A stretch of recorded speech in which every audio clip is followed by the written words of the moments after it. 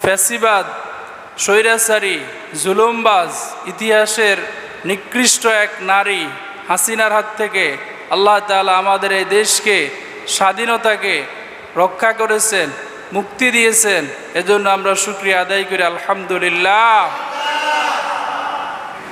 স্বাধীনতার প্রথম জুমায় মুক্তভাবে মসজিদে এসে স্বাধীনভাবে কথা বলার তৌফিক এবং সুযোগ করে দিলেন সেই মহান মনিবের দরবারে মনিবের দেওয়া জবান দিয়ে, মনিবের শিখানো ভাষায়, উচ্চ বাক্যে দিল থেকে শুকরিয়া আদায় করি আলহামদুলিল্লাহ। সেই সাথে কৃতজ্ঞতার সাথে স্মরণ করতেছি বাংলাদেশের সেই সমস্ত বীর সৈনিকদেরকে, আবু সাঈদ, মুগ্ধ, যাদের আত্মত্যাগের বিনিময়ে আজকে আমরা নতুন করে আমাদের এই দেশকে স্বাধীন করতে পেরেছি, স্বাধীন হতে পেরেছি। এজন্য আল্লাহর দরবারে শুকরিয়া আদায় করি আলহামদুলিল্লাহ। আমরা আল্লাহ তাআলার কাছে শুকরিয়া আদায় করি যে আল্লাহ আমাদেরকে স্বাধীন করেছেন এবং যে সমস্ত ছাত্ররা, সাধারণ জনতারা পুলিশের গুলিতে শহীদ হয়েছেন, আমরা আল্লাহর কাছে দোয়া করি আল্লাহ যেন তাদেরকে শহীদি মর্তবা দান করে, বলুন আমিন। এবং এই স্বাধীনতা অর্জন করতে গিয়ে আমাদের যে সমস্ত ভাইয়েরা গুলিবিদ্ধ হয়ে হাসপাতালে অসুস্থ অবস্থায় আছেন, তারা যেন দ্রুত সুস্থ হয়, এজন্য আমরা আল্লাহর কাছে দোয়া করি, বলি আমিন। যে সমস্ত ভাইয়েরা জুলুম নির্যাতনের শিকার হয়েছেন, জেলে আছেন, সেই সমস্ত ভাইয়েরা যেন দ্রুত মুক্তি পায়, এজন্য আমরা আল্লাহর কাছে দোয়া করি, বলি আমিন। সম্মানিত উপস্থিতি, গত জুমার আগের জুমায় আমি বলেছিলাম যে এমন দল করা যাবে না যেই দল করলে পরে মারা গেলে মানুষ আলহামদুলিল্লাহ পড়ে। এই কথার ফাঁকে আমার পক্ষ থেকে আপনাদের জন্য মেসেজ ছিল, যদি কেউ ওই দলের সাথে সম্পৃক্ত থাকেন তাওবা পড়ে আল্লাহর কাছে ক্ষমা চেয়ে ফিরে আসেন, কারণ ওই দল বেশি দিন থাকবে না। আল্লাহ তাআলা শত শত মায়ের কান্না, শত শত মানুষের তাহাজ্জুদের পানি, আপনাদের চোখের পানি গত জুমায় দোয়া করেছি, এর আগের জুমায় দোয়া করেছি, এরপরে আবু সাঈদের মায়ের কান্না, মুগ্ধ ভাইয়ের মায়ের কান্না, হাজার হাজার আলেমের উপরে যে জুলুম হয়েছে, নির্যাতন হয়েছে, তারা যে কারাগারে থেকে আল্লাহর দরবারে হাত তুলে দোয়া করেছে, এদের বিষয়ে বদদোয়া দিয়েছে, আল্লাহ তাআলা আমাদেরকে নৈরাশ করেন নাই। আল্লাহ তাআলা আমাদেরকে আবারও জানিয়ে দিলেন, মাজলুমের দোয়া কখন আল্লাহ তাআলা ফেরত দেয় না, মাজলুমের দোয়া আল্লাহ কবুল করে। আজকে তারা কোথায়? যারা দাম্ভিকতার সাথে কথা বলতো জমিনের মধ্যে, আজকে সেই ওবায়দুল কাদের কোথায় যে বলতো ফালাবো না? আজকে তারা আছে না ফালাইছে? পৃথিবীর ইতিহাস থেকে আল্লাহ তাআলা এদেরকে মুছে দেবেন ইনশাআল্লাহ। আবু জাহেল, আবুল আহাব, তারাও অনেক দাফট দিয়ে কথা বলতো, দাম্ভিকতার সাথে কথা বলতো, আজকে ওরা আছে? এই দল তো যারা করে ওদের গর্ব করার দরকার নাই, ওরা আফসোস করা দরকার, এরপরে আপনার লজ্জা পাওয়া দরকার। এমন দল করছে যে দলের প্রধানমন্ত্রী কোটি কোটি কর্মীকে বিপদে ফালায় নিজের ফান্ড নিয়ে চলে গেছে। এই দল করে কেউ কি গৌরব করে নাকি লজ্জিত হয়? লজ্জার বিষয় না? সে ইচ্ছা করলে দেশে থাকতে পারতো, আরও আগে পদত্যাগ করলে, অ্যারেস্ট হইলে দেশে থাকতো, অন্তত তার নেতাকর্মীরা নিরাপদ থাকতো। কিন্তু নেতাকর্মীদেরকে বিপদে ফালায়, নিজে চাচা আপন প্রাণ বাঁচা, সবাই বিপদে ফেলে সে চলে গেল। তবে এজন্য আমরা যারা স্বাধীনতা পেয়েছি আমাদেরকে অহংকারী হলে চলবে না, ঠিক না?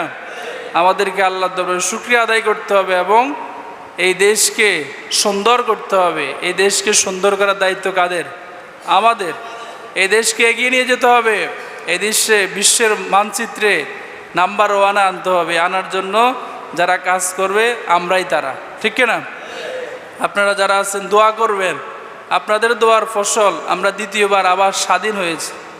বাংলাদেশ 1971 সালে স্বাধীন হয়েছে, কিন্তু মানুষ স্বাধীনভাবে কথা বলতে পারতো না।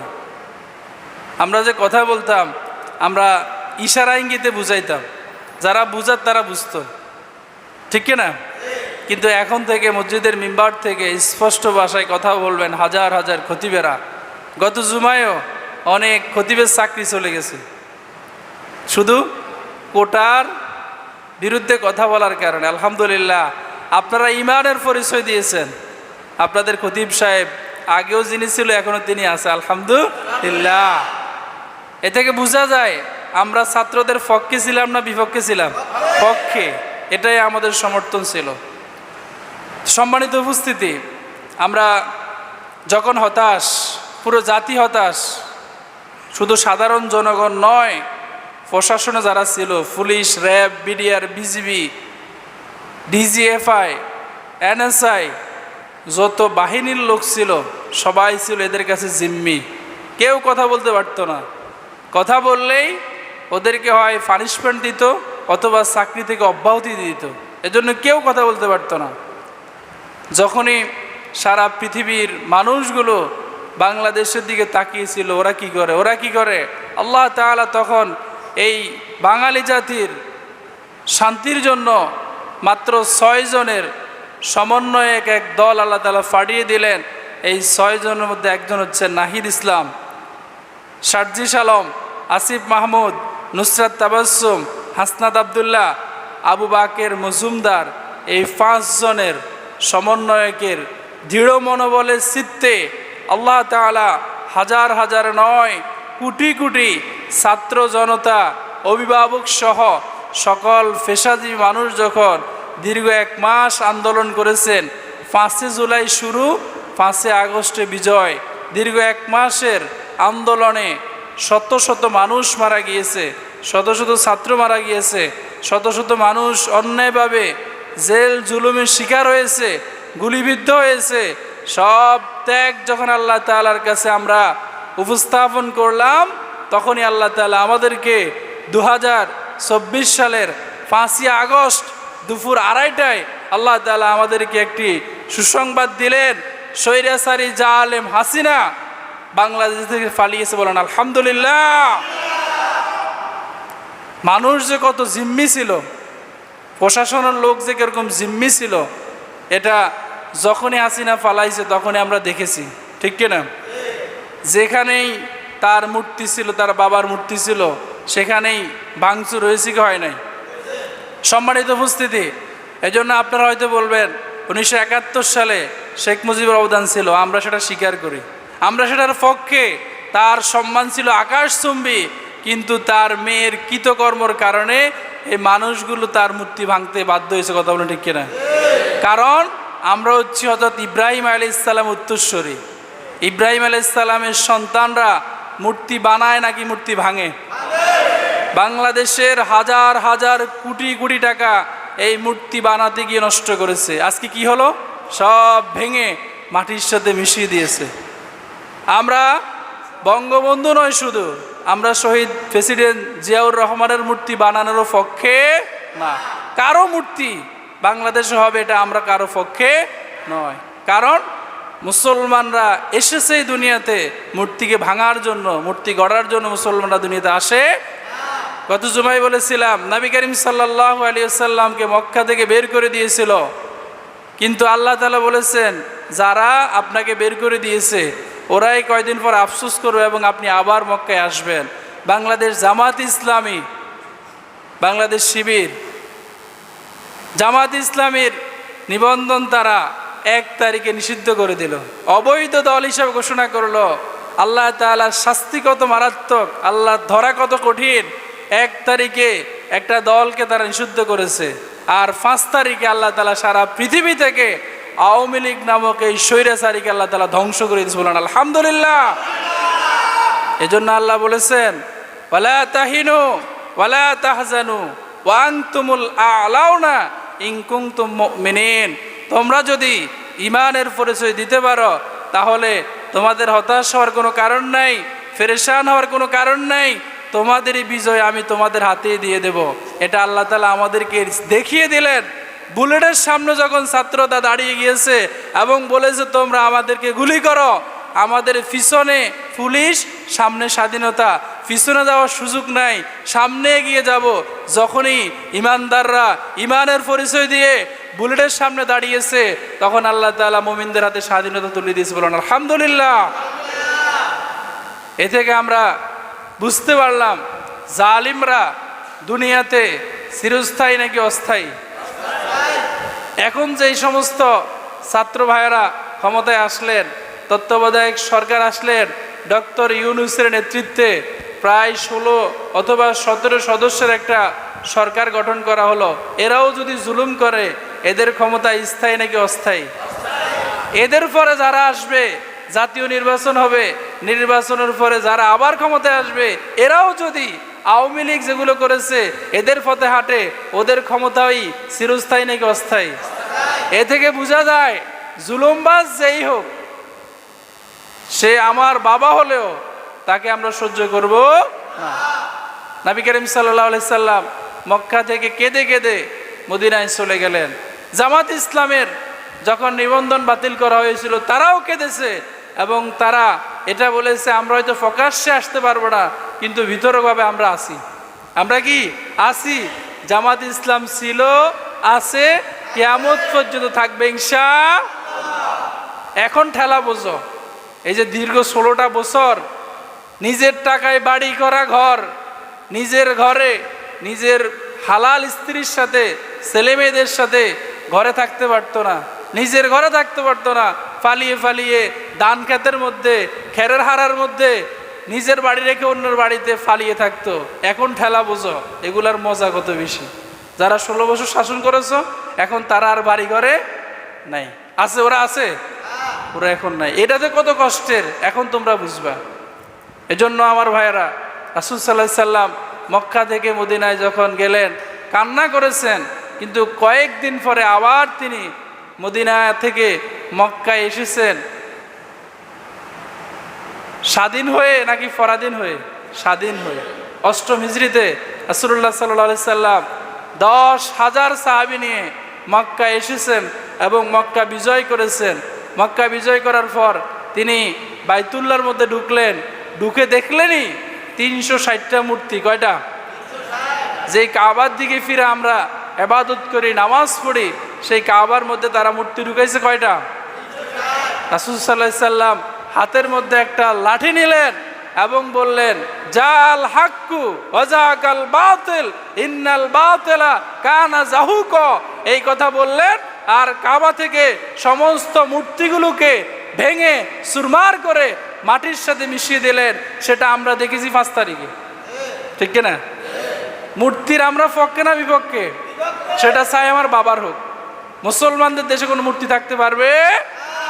রাসূল সাল্লাল্লাহু আলাইহি সাল্লাম বলেছেন, লা তাদখুলুল মালাইকাতু বাইতান ফিহি কলবুন ওয়ালা তাসাউইর। ওই ঘরে রহমতের ফেরেশতা প্রবেশ করে না যেই ঘরে কুকুর, মানুষ, জীবজন্তুর ছবি থাকে। এই সরকারের কারণে প্রত্যেকটা মাদ্রাসায় প্রিন্সিপালের মাথার উপরে যেখানে কোরআন হাদিস পড়ানো হয়, সেখানেও ছবি রাখতে হয়েছে কি হয় নাই? সব শেষ। বিএনপির এক ব্যারিস্টার বলেছিলেন, এদের পতন এভাবে হবে, এই পৃথিবীতে তাদের কোনো নাম নিশানা কিচ্ছু থাকবে না।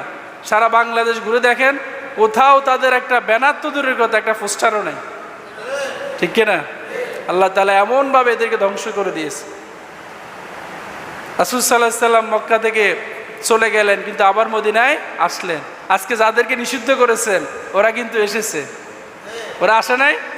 ওরা প্রত্যেকটা গ্রামে গঞ্জে আছে এবং পুলিশদের রিপোর্ট অনুযায়ী বাংলাদেশের শতকরা 90% জামাত এবং শিবির। কত পার্সেন্ট? 90%। এটা পুলিশদের রিপোর্ট অনুযায়ী। কিন্তু আফসোসের বিষয় হলো, দুর্ভাগ্য হলো, আমার বড় ভাই কিন্তু পুলিশ, উনি দারোগা। এই সরকার বাংলাদেশের একটা বাহিনীকে, পুলিশ বাহিনীকে জনগণের শত্রু বানিয়ে দিয়ে গেছে। এই যে জনগণ এত ক্ষিপ্ত, এর কারণ কি? মানুষ গণতান্ত্রিক দেশে সে কথা বলার অধিকার থাকতে হবে। কথা বলতে না পারলে সেটা কেমন স্বাধীন দেশ? এই যে 5 তারিখের আগে অনেকে ফেসবুকে লেখালেখি করতে যাইতেন, সুন্দর মতো একটা লেখা লিখছেন, এখন এটা পোস্ট করবেন, পোস্ট করার আগে চিন্তা করতেন এই পোস্ট করলে কতক্ষণ পরে পুলিশ আসে খোঁচাখুচি করবো, দূর কির পোস্ট দরকার নাই, ডিলিট করে দিতেন, ঠিক কিনা? মাথার মধ্যে আসতেছে এই যে ছাত্ররা মারা যাচ্ছে, মানুষগুলো মারা যাচ্ছে, আমি একটু আসি। কিন্তু যখনই ঘর থেকে বের হবেন, বের হওয়ার সময় চিন্তা করতেন আমি যদি এখন রাস্তায় যাই আমারে দেখলে সবাই চিনবো, ক্যামেরার মধ্যে আমি আসুম, এরপর থেকে আমি আর ঘরে থাকতে পারতাম না, থাক আন্দোলন আমি ঘরে থাকি, ঠিক কিনা? কিন্তু এখন মানুষগুলো কথা বলতে আর কোনো ভয় পায়? এটার নাম স্বাধীনতা। শুধু আপনি ফ্লাইওভার বানাইলেন, মেট্রো রেল বানাইলেন, পদ্মা সেতু বানাইলেন, যদি এগুলো বানানোর পিছনে মূল উদ্দেশ্য হলো কাদেরকে খুশি করা? ইন্ডিয়াকে, দাদা বাবুদেরকে, আমাদের জন্য না। এগুলা যেই পরিমাণ টাকা এই 16 বছরে পাচার করছে, একজন সাংবাদিক বলেছেন যদি এই টাকা দিয়ে বাংলাদেশে মেট্রো রেল বানানো হতো তাহলে প্রায় 360টা মেট্রো রেল বানাইতে পারতো। যেই টাকা পাচার করছে এই টাকা দিয়ে যদি পদ্মা সেতু বানাইতো তাহলে আরও 300-র উপরে পদ্মা সেতু বানাইতে পারত। চিন্তা করেন কি পরিমাণ দেশীয় টাকা বিদেশে পাচার করছে। কিন্তু দুঃখ লাগে তখন যখন যেই বাহিনীগুলো মানুষদেরকে রাতে ঘুমাইতে দিত না। এই যে আমার সামনে ইব্রাহিম ভাই বসে রয়েছে, গত জুমায় আসার আগে আমার সিগন্যাল দিচ্ছে হুজুর একটু সতর্ক থাকিয়ে। কেন? ভয়, না জানি কোন দিক থেকে এসে তুলে নিয়ে যায়। এখন কি আর সে ভয় আছে? এখন স্বাধীনভাবে কথা বলবেন। যদি কোনো জায়গায় ঘুষ চায় কানের গোড়ায় ধরে থাপড়াবেন, এরপরে স্যান্ডেল খুলে গালের মধ্যে শুধু জুতা দিয়ে বিড়াইবেন, শুধু যেই হোক। যদি জামাত ইসলামের কেউ আপনার কাছে ঘুষ চায় তাকে প্রকাশ্যে জুতা দিয়ে বিড়াইবেন। যদি অন্য কোনো দলের কেউ চায় তাকে প্রকাশ্যে জুতা দিয়ে বিড়াইবেন। এই বাংলাদেশ সম্পূর্ণ ঘুষমুক্ত বাংলাদেশ, কথা বলুন ঠিক কিনা? এদেশের মানুষ গরিব নয়, এদেশে মানুষ বেকার থাকে না, এদেশের মানুষ পরিশ্রমী, এরা কাজ করে। শুধুমাত্র দেশটা উন্নত হতে পারে না একটা কারণ, সেটার নাম কি? ঘুষ। সেটার নাম কি? ঘুষ। চেয়ারম্যান হওয়ার আগে সে 1 কোটি টাকা খরচ করে, চিন্তা করে 1 কোটি টাকা দিয়ে চেয়ারম্যান হয়েছি, এগুলো সব উঠাইতে হইব। কাদের কাছ থেকে উঠায়? আমাদের কাছ থেকে, ঠিক কিনা? এজন্য সে কোনো উন্নয়ন করতে পারে না। ঘুষ মুক্ত যদি আমরা 1 বছর এই দেশকে চালাতে পারি, দেখবেন দেশের চিত্র সম্পূর্ণ পাল্টে গেছে। এই যে আফগানিস্তান যখন আমেরিকাকে হটিয়ে ক্ষমতায় আসলো, কত মানুষ কত কথা বলল, পাকিস্তান নিয়ে ঠাট্টা বিদ্রুপ করলো এবং বলল সবাই তো এদেরকে বর্জন করছে, এরা কি পারবে দেশ চালাতে? কিন্তু সারা পৃথিবীকে বুড়িয়ে আঙ্গুল দেখায় এখন নাম্বার 1-এ চলে গেছে কারা? আফগানিস্তান। সব দিক দিয়ে তারা 1 নাম্বার। এজন্য এখনো ওখানে তালেবান শব্দের অর্থ হচ্ছে ছাত্ররা। আমাদের দেশে এখন ক্ষমতা কাদের হাতে গেছে? ছাত্রদের। ইনশাল্লাহ দেখবেন দেশের চরিত্র পাল্টে যাবে। শুধু আপনারা সহযোগিতা করবেন, দোয়া করবেন, এই দেশ এগিয়ে যাবে ইনশাআল্লাহ। সম্মানিত উপস্থিতি, আমাদের এই দেশ, আমরা যারা এদেশের নাগরিক, আমাদের মধ্যে কিছু কিছু মানুষকে দেখা যায় ওরা এখনো ওনার জন্য কাঁদে। কার জন্য কাঁদে? আমাদের আফার জন্য এখনো কাঁদে। কিন্তু আফার কীর্তিকলাপ যদি আপনি জানেন তাহলে আপনি তার জন্য কান্না তো দূরের কথা, প্রত্যেকটা সময় শুধুমাত্র অভিশাপ দিবেন। এদের জুলুম কোন পর্যায়ে গেছে? প্রত্যেকটা মানুষ ছিল জিম্মি, এখন মানুষগুলো স্বাধীন হয়েছে। বাংলাদেশ জামাত ইসলামের উপরে তারা যে নির্যাতন করেছে, এই বর্ণনা যদি আপনাদের কাছে দেই কান্না আটকাতে পারবেন না। কি দোষ ছিল কামারুজ্জামানের? তিনি দেশ নিয়ে কথা বলেন, এটা কি তার অপরাধ? কি দোষ ছিল আলী হাসান মোহাম্মদ মুজাহিদ? কি দোষ ছিল গোলাম আজমের? কি দোষ ছিল আব্দুল কাদের মোল্লার? কি দোষ ছিল মতিউর রহমান নিজামী? এই সমস্ত সোনার মানুষগুলোকে শুধুমাত্র রাজনৈতিক প্রতিহিংসার কারণে বিচার বহির্ভূত নিজেদের মন গড়া ট্রাইব্যুনাল গঠন করে এই মানুষগুলোকে ফাঁসি দিয়ে দুনিয়া থেকে বিদায় করে দিয়েছেন। কথা বলে ঠিক কিনা? এরা কি চুরি করছে, ডাকাতি করছে, জেনা করছে? কিছু করে নাই। শুধুমাত্র এরা যদি থাকে তাহলে ওদের ক্ষমতা টিকবে না। ক্ষমতাকে টিকাতে গিয়ে এদেরকে নির্বিচারে ফাঁসি দিয়ে মেরে ফেলেছে। কাদের মোল্লাকে যখন ফাঁসি দেওয়া হয় তখন তিনাকে বলা হয়েছে আপনি রাষ্ট্রপক্ষের কাছে ক্ষমা চান, ক্ষমা চাইলে আপনাকে মাফ করে দেবে। বীর সিংহ, ইমানের গুণে গুণান্বিত সেই সিংহ বলেছেন আমি কার কাছে ক্ষমা চাইব? যে রাষ্ট্রপতির কাছে আমি ক্ষমা চাইব, সেই রাষ্ট্রপতিকে জীবন দিয়েছেন কে? আল্লাহ। আমি যদি রাষ্ট্রপতির কাছে ক্ষমা চাই, ক্ষমা চেয়ে আসার সময় যদি আমি ফতে মারা যাই, তাহলে আমি মুনাফিক হিসাবে মৃত্যুবরণ করব। আমি মুনাফিক হিসাবে মৃত্যুবরণ করতে চাই না, আমি একজন শহীদ হিসাবে মৃত্যুবরণ করতে চাই। বলুন সুবহানাল্লাহ। এই ত্যাগের কারণে আমাদের দেশ কি হয়েছে? স্বাধীন হয়েছে। কি অপরাধ ছিল কোরআনের বুলবুলি আল্লামা দেলোয়ার হোসেন সাঈদীর? কি অপরাধ করেছেন তিনি? তিনার অপরাধ একটাই, তিনি ভারত বিরোধী ছিলেন। তিনার মতো কেউ ভারতের বিপক্ষে বুক ফুলিয়ে কথা বলে নাই। বলেছে? বাংলাদেশে অনেক বক্তা আছে না, বিপদ হইলে ওনারা আর নাই। এই যে আন্দোলনে বড় বড় বক্তাদেরকে দেখছেন, ওনারা কোন সিফার মধ্যে যা আটকিছে আল্লাহ ভালো জানে। শুধুমাত্র শীতকাল আসলে ওনারা মাঠ গরম করে। কিন্তু আল্লামা সাঈদী কি তেমন ছিল? বীরের মতো কথা বলতেন। তিনি বলতেন আমি সাঈদী মৃত্যুকে আমার বাম পকেটে রাখি, আমি কোনো স্বৈর শাসককে ভয় করি না। মরণ একদিন আসবে, কারণ যদি কোনো বুলেটের মধ্যে আমার মৃত্যু লেখা থাকে তাহলে সারা পৃথিবীর সমস্ত পুলিশ, বিডিআর, সেনাবাহিনী, র্যাব আমাকে প্রটোকল দিলেও বাঁচাতে পারবে। আর যদি ওই বুলেটে আমার মৃত্যু লেখা না থাকে, পৃথিবীর কোনো শক্তি আমাকে মারতে পারবে। সে আল্লামা সাঈদীর অপরাধ একটাই ছিল, তিনি ভারত বিরোধী ছিলেন এবং সত্য কথা বলতেন। এজন্য তিনাকে কত নির্মমভাবে 2023 সালের 14 আগস্ট হত্যা করা হয়েছিল পরিকল্পিতভাবে। তিনার মৃত্যু কিন্তু স্বাভাবিক মৃত্যু ছিল। একজন মানুষ তিনাকে যখন জেলখানা থেকে নিয়ে আসে, তিনি জিজ্ঞেস করতেছে আমাকে কোথায় নিয়ে যাওয়া হচ্ছে? বলতেছে আপনার তো শারীরিক অবনতি হয়েছে। তিনি বললেন কই, আমি তো সুস্থ আছি। তিনাকে নিয়ে আসা হলো, তিনাকে এক জায়গায় বসালেন। বসানোর পরে ডাক্তার থেকে পরীক্ষা